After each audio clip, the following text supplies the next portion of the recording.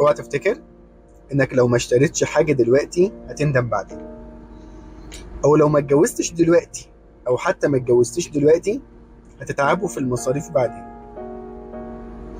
الكلام ده سيء جدا وتوابعه على النفسية والقلب في منتهى السوء.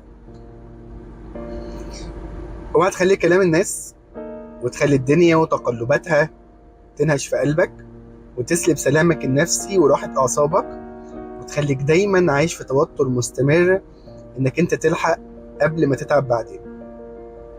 هتلاقي نفسك بتسمع كلام كتير يقول لك ياه ده اللي اشترى عربية من سنتين عدى، واللي جاب دهب من سنتين عدى، واللي اتجوز زمان ده اتجوز أيام الرخص، اللي عمل بقى عمل زمان.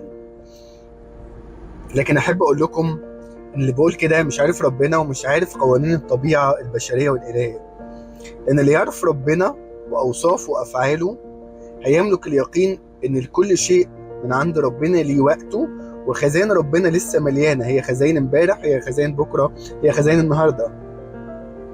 فلما تيجي تفكر إن في ناس اتجوزت وجرام الدهب ب 30 جنيه، وناس تانية اتجوزت وجرام الدهب ب 70 جنيه، وناس تانية اتجوزت وجرام الدهب 600 جنيه، وناس اتجوزت وجرام الدهب ب 2000 جنيه. وطبعا بالنسبة للناس اللي بيقول لك الكلام ده دول بقى عدوا وعاشوا حياتهم ولحقوا أيام الرخص.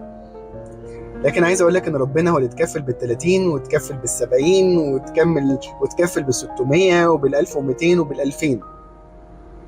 الكلمة المهمة بقى ولازم تيقنها كويس جدا ان انت ما فاتكش في الدنيا ولا حاجة، واللي فاتك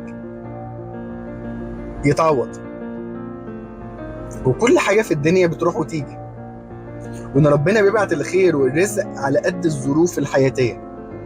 لكن اللي تدور عليه واللي ممكن يكون فاتك فعلا اعمال الخير اللي انت ما عملتهاش، اعمال الحب اللي انت ما قدمتهاش، واعمال الرحمة اللي انت ما حسيتهاش في وقتها.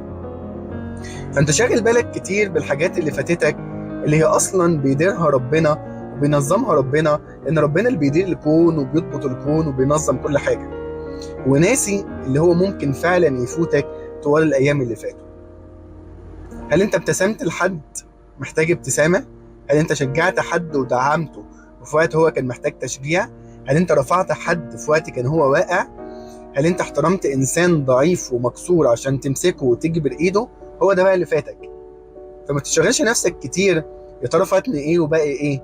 دور على اللي انت ممكن فعلا يبقى لك في حياتك الاخرة. لكن كل اللي فاتك من ده هو عند ربنا، ودي كلها في تعويضات ربنا. وخليك واثق ومطمن دايما ان خزائن ربنا دايما مليانة وعمرها ما هتفضل.